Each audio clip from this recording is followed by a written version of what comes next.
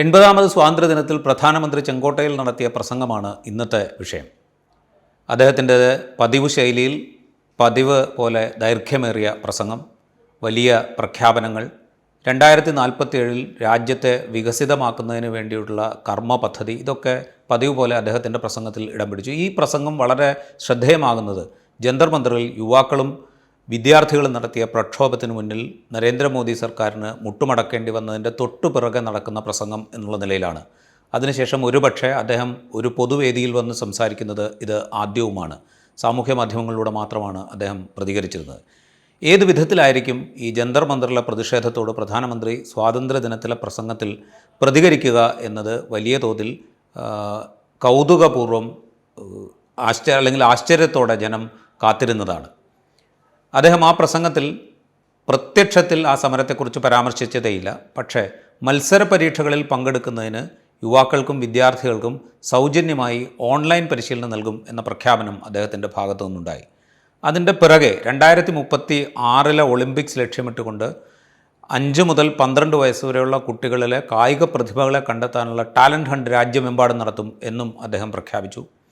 തുടർന്ന് അങ്ങോട്ട് ഉള്ള പ്രസംഗത്തിൻ്റെ അവസാന ഘട്ടത്തിൽ അദ്ദേഹം രാജ്യത്തെ മാവോയിസവും നക്സലിസവും ഉയർത്തിയ വെല്ലുവിളികളെക്കുറിച്ച് പരാമർശിച്ചതിന് ശേഷം അത് ആയുധമെടുത്ത കലാപകാരികളെ അമർച്ച ചെയ്യാൻ ഭരണകൂടത്തിന് സാധിച്ചു. പക്ഷേ മാവോവാദികളുടെ ബൗദ്ധിക കേന്ദ്രം ഇപ്പോഴും നമുക്കിടയിലുണ്ട്, അതിനെ കരുതിയിരിക്കണം എന്നും പറയുകയുണ്ടായി. ബഷീർ, ഈ ആദ്യത്തെ വളരെ സ്പെസിഫിക്കായ ഒരു റെഫറൻസ് ജന്തർ മന്ദറിനെ കുറിച്ച് ഇല്ലാതെ നഗരങ്ങളിൽ തമ്പടിച്ചിരിക്കുന്ന മാവോവാദികളുടെ ബൗദ്ധിക കേന്ദ്രത്തെക്കുറിച്ച് അദ്ദേഹം സംസാരിക്കുമ്പോൾ അത് ഈ ജന്തർ മന്ദർ സമരമായിട്ട് കണക്ട് ചെയ്യുകയാണോ പ്രധാനം? തീർച്ചയായും. ഈ കോക്രോച്ച് ജനതാ പാർട്ടി എന്ന പേരിൽ ഉയർന്നു വന്ന ജൻസി പ്രക്ഷോഭത്തിന് ശേഷം ആദ്യമായി പ്രധാനമന്ത്രി ചെങ്കോട്ടയിൽ കയറി പ്രസംഗിക്കുമ്പോൾ ആ സമരം ഉന്നയിച്ച രാഷ്ട്രീയ പ്രശ്നങ്ങളെ അഭിമുഖീകരിക്കും എന്നാണ് സ്വാഭാവികമായും നമ്മൾ കരുതുക. എന്നാൽ ആ സമരത്തെ അതിൻ്റെ ഉള്ളടക്കത്തെ തന്നെ മനസ്സിലാക്കുന്നതിൽ BJP അല്ലെങ്കിൽ ദേശീയ സർക്കാർ ദയനീയമായി പരാജയപ്പെട്ടിരിക്കുന്നു എന്നാണ് എനിക്ക് ഈ പ്രസംഗം കേൾക്കുമ്പോൾ തോന്നുന്നത്. ഈ സംഘടനയുടെ ഭാരവാഹികളും സമരത്തിൽ പങ്കെടുത്തവരും സമരം അവസാനിച്ചതിന് ശേഷം അവരുടെ രാഷ്ട്രീയ നയം പ്രഖ്യാപിച്ചിരുന്നു. ഇന്ത്യയിലെ ജനാധിപത്യ സ്ഥാപനങ്ങളുടെ വിശ്വാസ്യത പുനഃസ്ഥാപിക്കണം, മാധ്യമങ്ങളുടെ അക്കൗണ്ടബിലിറ്റിയും അതിൻ്റെ ക്രെഡിബിലിറ്റിയും പുനഃസ്ഥാപിക്കണം, പരീക്ഷാ നടത്തിപ്പിലെ പ്രശ്നങ്ങൾ പരിഹരിക്കണം. യഥാർത്ഥത്തിൽ വിദ്യാഭ്യാസവുമായും പരീക്ഷാ നടത്തിപ്പുമായും ഒക്കെ ബന്ധപ്പെട്ട വിഷയങ്ങൾ ഈ പുതുതലമുറ അവരുടെ പ്രയോറിറ്റിയിൽ അവസാനമാണ് യഥാർത്ഥത്തിൽ വെച്ചത്. ജനാധിപത്യ സ്ഥാപനങ്ങളുടെ വിശ്വാസ്യത പുനഃസ്ഥാപിക്കണം എന്ന ആവശ്യമാണ് യഥാർത്ഥത്തിൽ അവർ പ്രധാനമായും ഉന്നയിച്ചത്. അത്തരം പ്രശ്നങ്ങൾക്ക് നേരെ ഒരു തരത്തിലും മുഖം തിരിക്കാത്ത, അത്തരം പ്രശ്നങ്ങളോട് പുറംതിരിഞ്ഞു നിൽക്കുന്ന ഒരു പ്രസംഗം എന്ന് വേണം കരുതാൻ. അതോടൊപ്പം തന്നെ ഈ CJP പ്രക്ഷോഭത്തിന് ശേഷം നമുക്ക് RSSലും BJPയിലും തമ്മിലുണ്ടായ ഒരു ചെറിയ അഭിപ്രായ വ്യത്യാസം, അല്ലെങ്കിൽ അതിനോടുള്ള അപ്രോച്ചിലുള്ള വ്യത്യാസം, ഇത്തരം കാര്യങ്ങൾ പൊതു ശ്രദ്ധയിലേക്ക് വന്നിരുന്നു. ആ ഘട്ടത്തിൽ തന്നെ യഥാർത്ഥത്തിൽ ഈ സമരത്തെ ദേശീയ സർക്കാരും BJPയും കേന്ദ്ര രാഷ്ട്രീയ നേതൃത്വവും കണക്കാക്കുന്നത് വഴിവിട്ടവരുടെ സമരമായി ആണ് എന്ന മട്ടിലായിരുന്നു. യഥാർത്ഥത്തിൽ അതിനെതിരെയുള്ള നിരീക്ഷണങ്ങളും അതിനെതിരെയുള്ള പരാമർശങ്ങളുമെല്ലാം കുട്ടികളെയല്ല, കുട്ടികളുടെ രക്ഷിതാക്കളെ ലക്ഷ്യമിട്ടുള്ളതാണ് എന്ന വിലയിരുത്തപ്പെട്ടിരുന്നു. അതിൻ്റെ തുടർച്ചയാണിത് എന്ന് വേണമെങ്കിൽ പറയാം. രക്ഷിതാക്കളെ ലക്ഷ്യമിടുക എന്ന് പറയുന്നത് പല രീതിയിലുണ്ടായിരുന്നു. ഒന്ന്, ഒരു സദാചാര പോലീസിങ്ങിന്റെ രീതിയിൽ വരെ രക്ഷിതാക്കൾക്ക് മെസ്സേജ് കൊടുക്കാനായിട്ട് അതിൽ പങ്കെടുത്ത പെൺകുട്ടികളെ മുൻനിർത്തിയായിരുന്നു. അതായത് പെൺകുട്ടികൾ അതിൽ പങ്കെടുത്തതും അവർ ആക്ഷേപകരമായി സംസാരിച്ചതും വലിയ തോതിൽ വേദനയുണ്ടാക്കി എന്നാണ് അദ്ദേഹം ആദ്യം പറഞ്ഞത്. അതിനുശേഷം അവരുടെ കുടുംബങ്ങളെ ലക്ഷ്യമിടുന്ന വിധത്തിൽ വഴിതെറ്റിപ്പോയ കുട്ടികളെ തിരിച്ചു കൊണ്ടുവരണം എന്ന മട്ടിൽ മിസ്ഗൈഡഡ് എന്ന പ്രയോഗമാണ് അദ്ദേഹം നടത്തിയത്.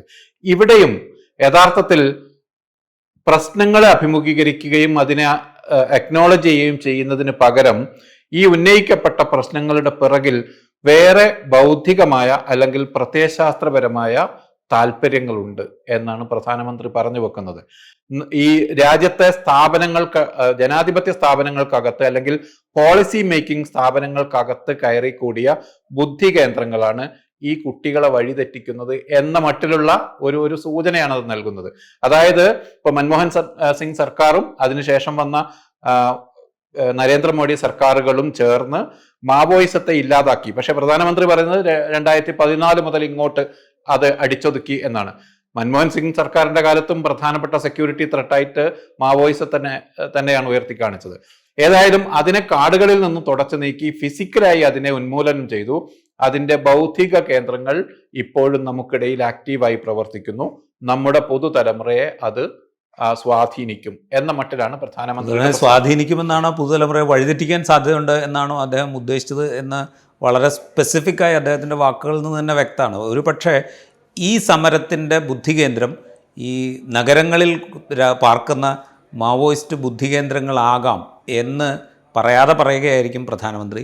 ഇനി അങ്ങോട്ട് ഈ ബുദ്ധികേന്ദ്രങ്ങളെ ലക്ഷ്യമിട്ടുകൊണ്ട് മുൻകാലത്ത് എങ്ങനെയാണോ ഇപ്പോൾ അർബൻ നക്സലിസം പറഞ്ഞതിന് ശേഷം ഇപ്പോൾ GN സായിബാബയെ പോലെയുള്ള ആളുകളെ പിടിച്ച് ജയിലിലിട്ടത്, അല്ലെങ്കിൽ സ്റ്റാൻ സ്വാമിയെ പോലെയുള്ള ആളുകളെ പിടിച്ച് ജയിലിലടച്ചത്, അതുപോലെയുള്ള നടപടികൾ ഇനിയും ഉണ്ടാകാനുള്ളൊരു ചാൻസ് അല്ലെങ്കിൽ ആ സാധ്യത മുൻകൂട്ടി പ്രവചിക്കുകയാണ് പ്രധാനമന്ത്രി എന്നാണ് എനിക്കത് കേട്ടത്. അതെങ്ങനെ എന്ന് പറഞ്ഞാൽ അതിന്റെ ഈ സമരത്തിന്റെ ഒരു ജന്തർ മന്ദറിൽ അവസാനിക്കുകയും പിന്നീട് രാജ്യത്തെ പല രീതിയിലുള്ള സംഘാടനങ്ങൾ നടക്കുന്നുണ്ട്, പല രീതിയിലുള്ള പരിപാടികൾ ആസൂത്രണം ചെയ്യപ്പെടുന്നുണ്ട്.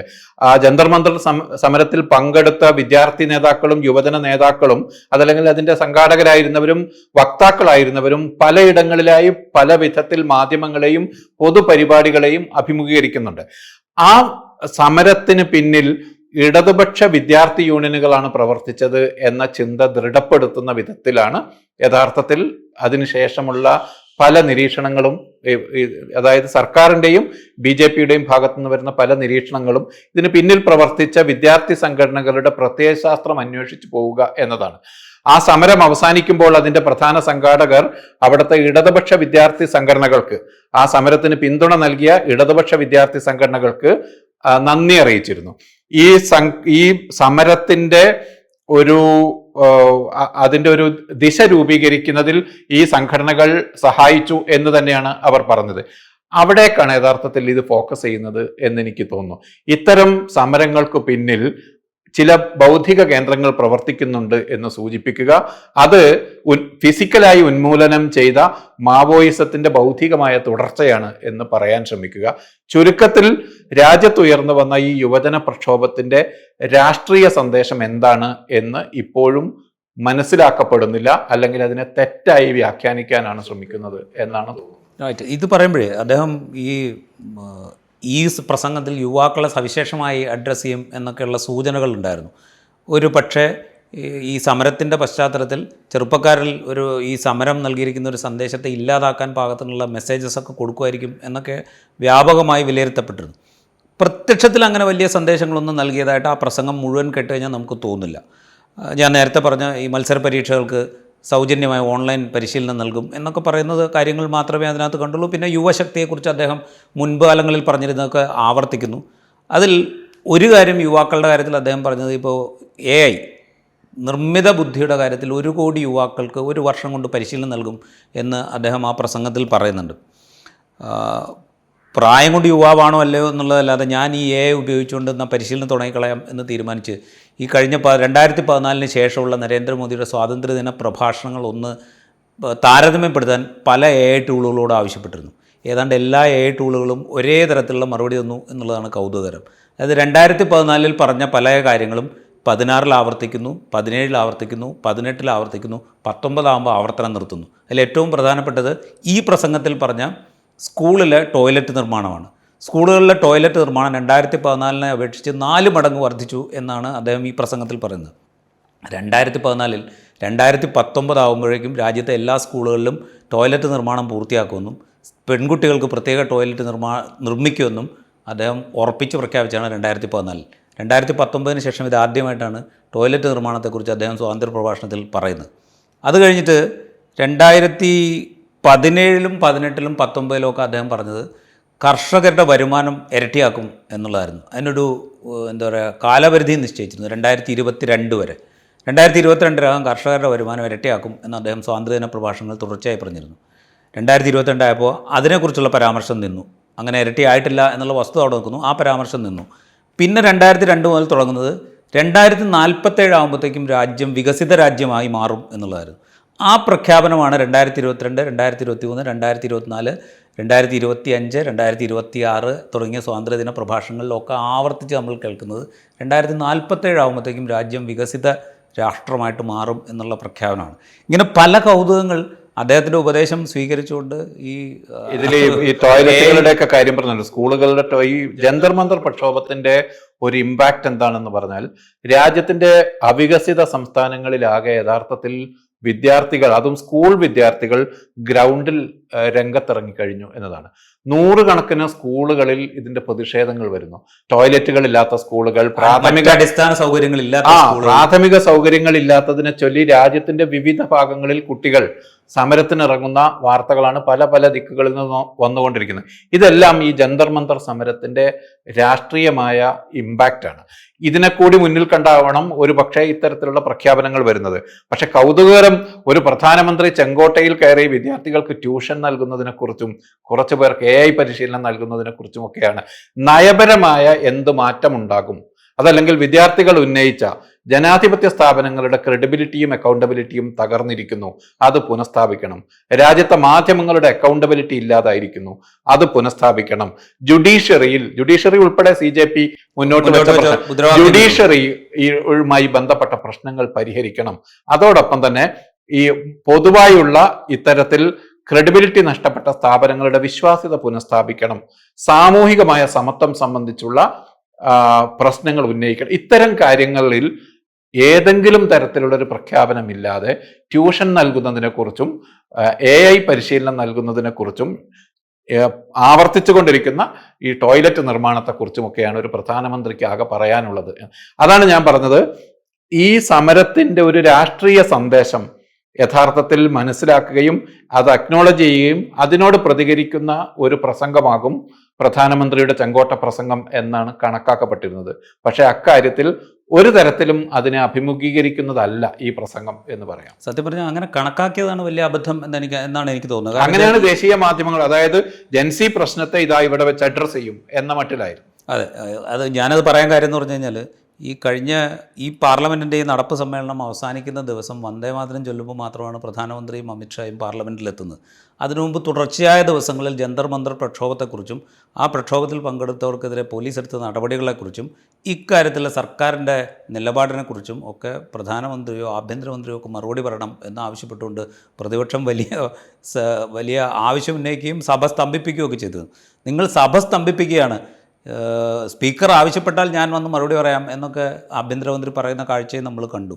അപ്പോൾ പാർലമെൻറ്റിൽ വന്ന് മറുപടി പറയാൻ തയ്യാറാകാത്തൊരു പ്രധാനമന്ത്രി ചെങ്കോട്ടയിൽ പോയി കഴിഞ്ഞൊരു 2014 മുതൽ ഇതുവരെയുള്ള ഒരു 12 വർഷത്തെ, അതാണ് അതിന്റെ പ്രശ്നം. അതായത് പാർലമെന്റിൽ അവരുടെ ഓഫീസുകളിൽ വന്നു പോകുന്നു ദിവസം.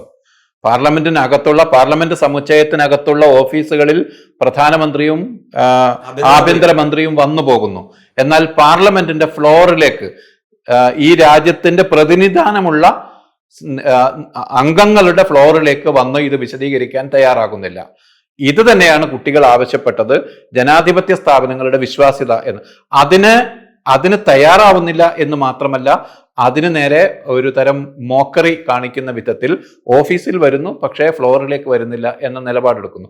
അതിനുശേഷം പാർലമെന്റിനെ ഇങ്ങനെ അവഗണിച്ചതിന് ശേഷം പൊതുവിടത്ത് വന്ന് ഇത്തരത്തിലുള്ള പ്രഖ്യാപനങ്ങൾ നടത്തുന്നു. പൊതുവിടത്ത് വന്ന് ആ പ്രഖ്യാപനം നടത്തുമ്പോൾ വേറൊരു കാര്യം കൂടി ശ്രദ്ധിക്കണം. ഞാൻ ഈ AIയോട് വേറൊരു കാര്യം കൂടി ചോദിച്ചു.